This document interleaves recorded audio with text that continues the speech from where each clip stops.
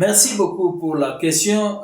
C'est vrai que quand nous suivons les réseaux sociaux, nous suivons tout ce qui se dit aujourd'hui, on a comme l'impression que la République démocratique du Congo va s'embraser dans le tribalisme, mais ce n'est pas vrai.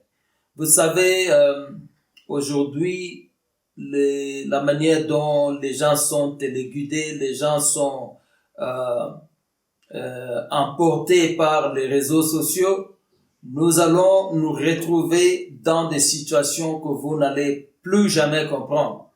Quand il s'agit de la République démocratique du Congo, moi j'ai fait une observation. Moi je vis à l'étranger et j'ai remarqué une chose très importante, c'est que pendant que les gens s'entretuent ou les gens en train de s'insulter et de se battre d'une manière tribale, la plupart des Congolais qui sont à l'étranger ne connaissent même pas leur tribu, ne connaissent même pas, ils sont Congolais. Ils se rencontrent, ils ont des affaires qu'ils font ensemble, ils ont beaucoup de choses qu'ils font ensemble et cela n'a aucune influence. Mais je vais vous donner une idée sur quelque chose qui est arrivé, que je pensais que si les gens avaient vraiment la sagesse et l'intelligence, ils auront pu comprendre que toutes ces manipulations qui se passent dans les réseaux sociaux, ce n'est pas la vérité, ça n'a rien à voir avec un peuple congolais devenir tribal. Regardez quand il y a eu le jeune garçon étudiant en Inde qui avait été tué pour des raisons peut-être qui sont encore en train d'être investis ou je sais pas si vous avez déjà la réponse finale de ça, mais le point que je voudrais amener ici, c'est que quand cette histoire s'est déroulée, si vous regardez les Congolais qui se lèvent ou qui élèvent leur voix pour supporter la vie de leur frère qui avait été tué, mais vous serez étonnés. Moi, j'ai essayé d'appeler différents nombres j'ai essayé d'appeler à différents nombres que j'ai vus sur certaines chaînes de télévision, chaînes de YouTube et tout ça. Mais j'ai réalisé que quand les gens là viennent en groupe pour revendiquer sur ce qui est arrivé à notre frère qui était mort en Inde, ils ne demandent pas si ce frère-là était de quelle tribu. Je ne sais même pas si ceux-là qui sont en train de diriger les gens pour être tribalistes, ils ont même demandé si ce frère était de quelle tribu. Tout le monde s'est levé comme un seul homme. Tout le monde s'est levé comme un seul peuple.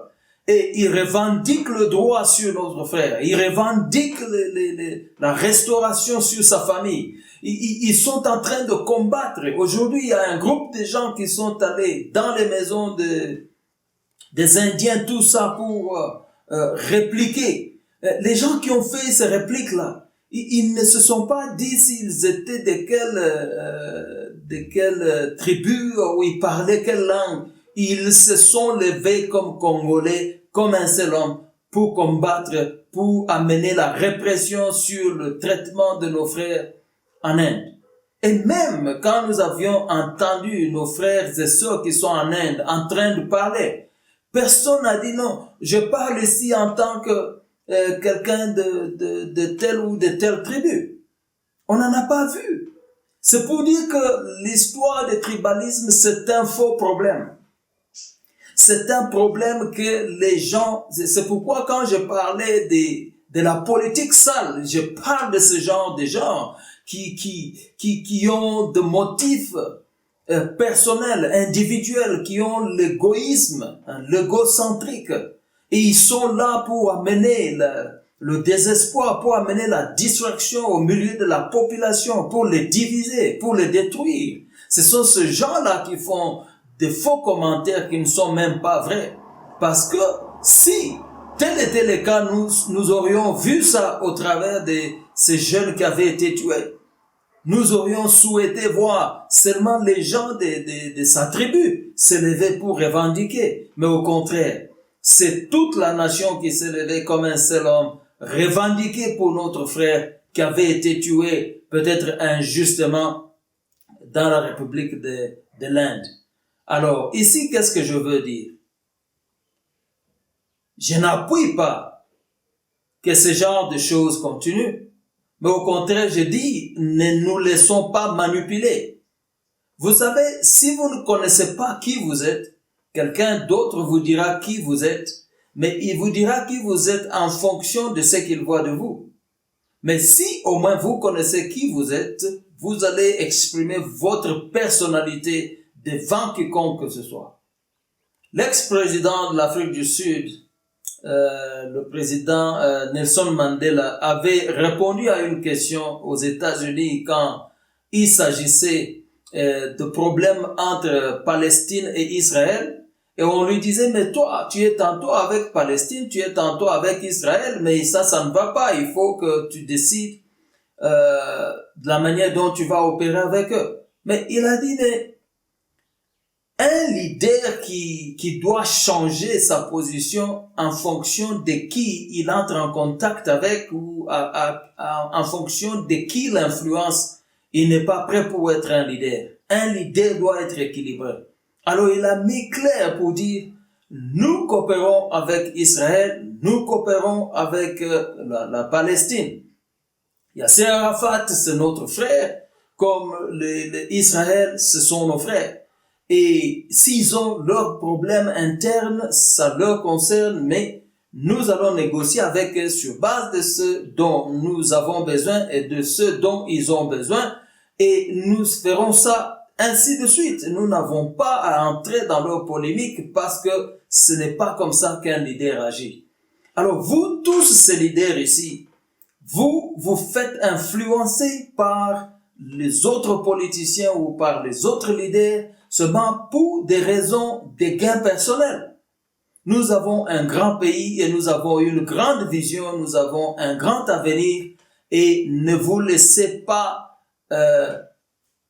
influencer par des gens qui n'ont pas l'amour du Congo, les gens qui n'ont pas l'intention de voir un Congo excellent, un Congo de bien-être, un Congo qui a des enfants très bien éduqués, des enfants qui sont capables d'amener des inventions et tout ça. Et le temps perdu aujourd'hui, il est perdu. Quand est-ce que nous allons le récupérer? Alors, mon conseil à tous les amis, mon conseil à tous les confrères, mon conseil à tous les politiciens, mon conseil à tous les leaders, à quel niveau que vous soyez, nous sommes un et indivisibles. Et vous savez quoi, en clôturant, je voulais dire, ces mêmes hommes, ces mêmes femmes qui sont en train de pointer le doigt en condamnant les autres d'être tribalistes ou d'être ceci, d'être cela, est-ce qu'ils se posent eux-mêmes la question de savoir que en faisant ce qu'ils sont en train de faire, c'est déjà une manière de se disqualifier en tant que leader. Parce qu'un leader doit être exemplaire. Un leader doit être celui à qui on pointe le doigt, on dit « j'aimerais devenir comme lui ».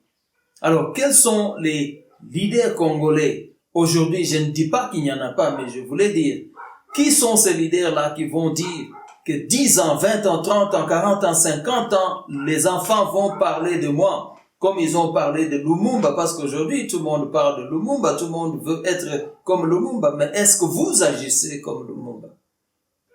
Et ici encore, je ne veux pas dire que Lumumba était, il avait 100%, il était 100% parfait, mais je voulais quand même dire, c'est mieux d'avoir les icônes comme ça, sur lesquelles nous pointons le doigt et disons, j'aimerais devenir comme lui.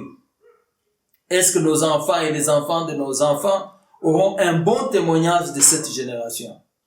Alors c'est important.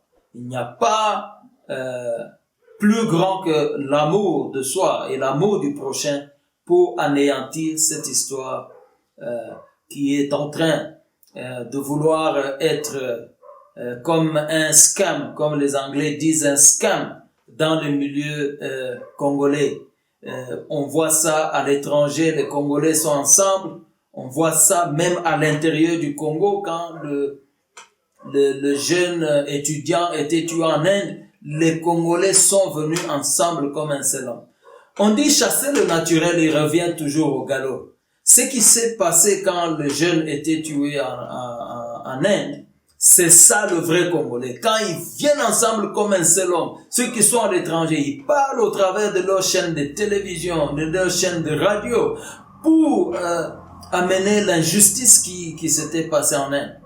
Alors c'est ça le Congolais. C'est ça nous.